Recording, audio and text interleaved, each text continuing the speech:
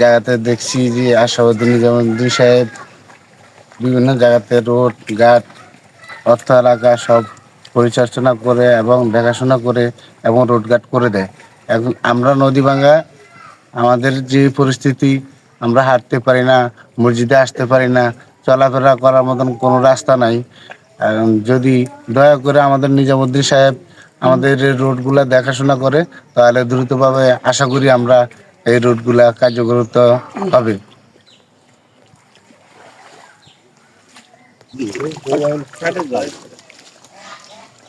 যেমনটা বলছিলেন, এই আসনের মাননীয় সংসদ সদস্য এবং জাতীয় সংসদের হুইপ আশরাফুদ্দিন নিজান মহোদয় ইতিপূর্বে যতগুলো সামাজিক কর্মকাণ্ড তার চোখে পড়েছেন, যে এই সমস্ত ভোগান্তির বিষয়গুলো যখনই তিনি দেখেছেন, তড়িৎ গতিতে তিনি এগুলার ব্যবস্থা নিয়েছেন।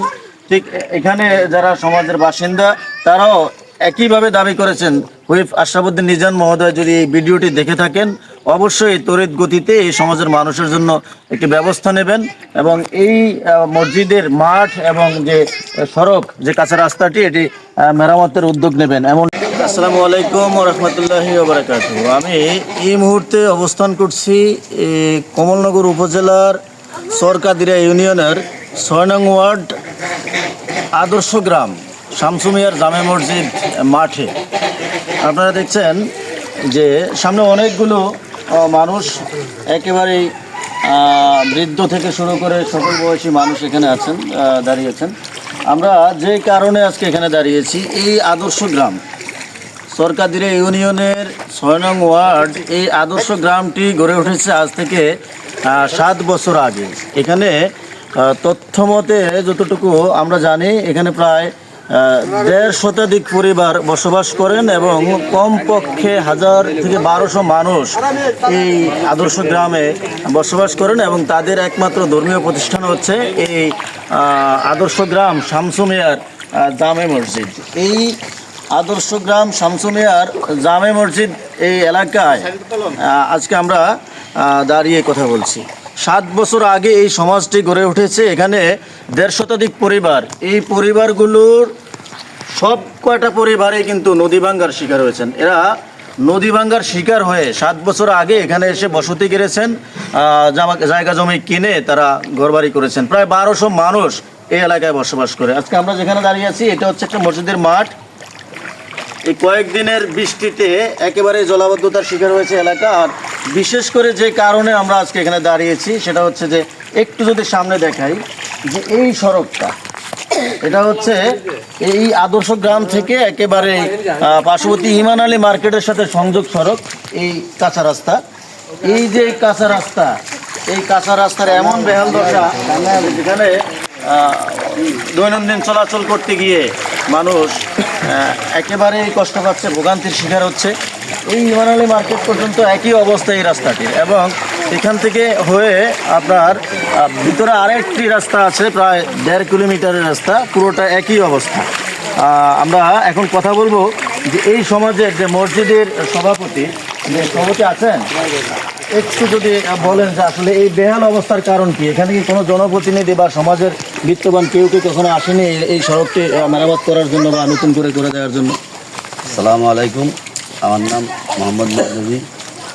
আজকে ৭ বছর আমরা এই দেশে নদী ভাঙিয়ে আসছি। এই দেশে অনেক মেম্বার চেয়ারম্যান আছে, তারপরে কেউ আমাদের দিকে খেয়াল করে, আমাদের দিকে চায় না। এই রোডটা যে ৭ বছর লাগাতে আমরা কষ্ট করতে আছি। ১-১৫০ পরিবার, তো ভোটারের সংখ্যা আছে আমার মনে হয় ৫০০-এর মতন। আমরা সবাই কমলনগরের বাসিন্দা। কেউ আছে ফাটারিয়ার টন, কেউ আছে জগবন্ধুর টন, কেউ আছে লুদ্দার টন। সবাই এই জায়গাটাই আমরা বাড়িঘর করছি, সবাই কমলনগরের ভোটার। এই দেশের মেম্বার চেয়ারম্যানের যা কই ক্যালকুলেটাররা দেখতে দেখতে আজ ৭ বছর শেষ। আমরা এর অবস্থা হয়েছে, মসজিদের নামাজও পড়তে পারি না। মসজিদে ইমাম সাহেব একা একা নামাজ পড়ে। দুগা ইমাম আমাদের মসজিদে তো চলে গেছে, দুগা ইমাম চলে গেছে, একা নামাজ পড়ে, মুসল্লি আসে না। মুসল্লি তো জোতা ভাত দিয়ে আইতে পারে না, বা একটু রোজ করিয়ে আইলেও ওজুদানটা ছুটিয়ে যাওয়া হতে যেভাবে পরিস্থিতি। কাটতি হলে আমরা কোনো একটা মেম্বারের খবর নেয় না, কোনো একটা চেয়ারম্যানের খবর নেয় না। ওই ভোটার খেলা আইলে যদি কই হইলে কয় দিয়ে দেন টেন কিছু না। এইভাবে আমরা কষ্ট করতে আছি। এখন আমরা আর কী করবো, নিরীহ। এখন আমরা আপনার কাছে গেছি। আচ্ছা, আমরা এখন এই বিষয় নিয়ে কথা বলবো। এই মসজিদের সেক্রেটারি যিনি আছেন, জি, কোষাধ্যক্ষ যিনি কথা বলবেন। সালাম আলাইকুম, আমার নাম মহিউদ্দিন ব্যাপারী। আমরা এখানে এই 150 পরিবার আজকে 7 বছর বাড়িঘর করছি, এখানে নদী ভাঙ্গিয়া আসে কিন্তু এই পর্যন্ত আমরা কোনো সরকারি অনুদান এই ইয়াতে পাইনি, এই সমাজে আমরা পাইনি। কিন্তু আমাদের এখানে মাঠে মসজিদের সামনে পুষ্করণী, মাঠে পানি, রাস্তায় পানি, সকল নিয়ে ধরেন আমরা একটা মুসিবতের ভিতরে আছি। কারণ আমরা একটু কথা বলবো এই মসজিদের যিনি ইমাম সাহেব, যিনি আসতে এই পথ দিয়ে আসলে আসাটা অনেকটাই কষ্টসাধ্য, তারপরেও তিনি যথারীতি আজকে নামাজ পড়িয়েছেন। একটু যদি বলেন হুজুর, যে সমাজের উন্নয়নের জন্য। আসসালামু আলাইকুম রহমতুল্লাহ।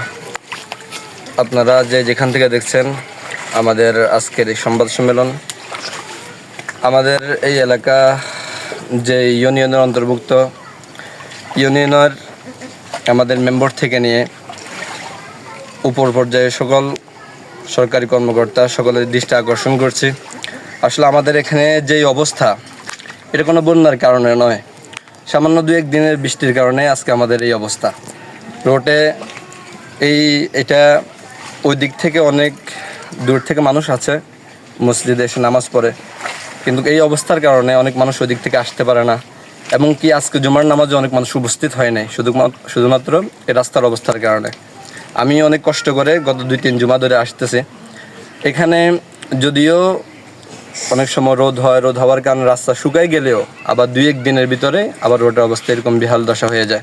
এই জন্য এলাকার স্থানীয় যে সমস্ত সরকারি কর্মকর্তা, বিশেষ করে মেম্বার থেকে নিয়ে সমস্ত উপরস্থ সকল কর্মকর্তার দৃষ্টি আকর্ষণ করছি, প্রশাসনের দৃষ্টি আকর্ষণ করছি, যেন অল্প সময়ের ভিতরে আমাদের এই রোডটার উন্নয়ন যথাসাধ্য হয়ে রোডের সমস্ত মানুষের ভোগান্তি এবং এই রাস্তাটা যেন সকল মানুষের অনুকূল হয়ে যায়, সকল মানুষ যেন যথাযথভাবে তাদের জীবিকা উপার্জন করতে পারে এবং সুন্দরভাবে আল্লাহ তাআলার ঘর মসজিদে এসে নামাজ পড়তে পারে, সেই জন্য আমরা সকলের দৃষ্টি আকর্ষণ করছি।